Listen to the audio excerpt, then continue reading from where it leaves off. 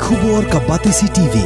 Lawan Rashapi da ka Orange Nissan Loom So Po near Fire Brigade Shillong. Ringkat bat ka Victorium ka Dukan ki Tiar Kilan Met ka Babhatam Hakador ka Babit. Hannong Thumai Old Beat House Shillong.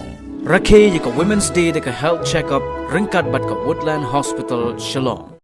Ka kinhon menteri jong ka sarkar jilla minta ka singi ka sautarik unai leber arajar arpuway kala shim ya ka rai ban penkin ria no ya ka election MDC ha Garo Hills Autonomous District Council sha ka khat artarik jong ubnai yayong arajar arpuway hadin bala de penbena kam menchwa ban penlong ya ka neki election ha ka khandai tarik ubnai yayong arajar arpuway. Menteri rang ba jong ka sarkar jilla Konrad Kongkal Sangma ha ba ye keren bat kilat pathai khubor ulaong baka jingshim rai jong ka sarkar ban penkin ria ya ka tarik ban penlong ya ka jingya thep vote harilom garo kadai ne ka daw ka jingban bana ka Election Commission of India ya ka election ha ka jilla Assam ha ka baka benta ka balai jong ka election kan salong ha ka Henry tarik ubna yayong arjar arpuway ka baktaru wat ya ki benta rithor ki ba yajan markhap bat ka rilom garo ki ba hab ha ka lowa Assam.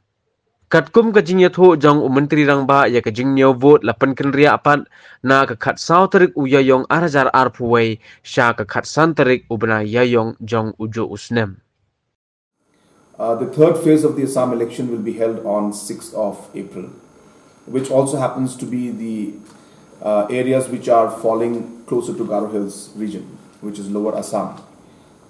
So with that in mind, the polling of the GHEDC, which was supposed to be on 9th, needs to be postponed so that the logistics, which includes security, manpower, transportation, that means vehicles, all these aspects need to be looked into.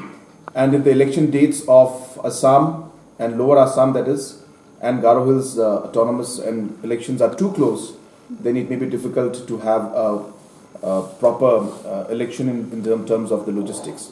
So therefore it has been proposed that the polling date of the Garo Hills Autonomous District Council be shifted from the 9th of April to the 12th of April, which is a Monday, and the counting accordingly will be shifted from 14th of April to 15th of April.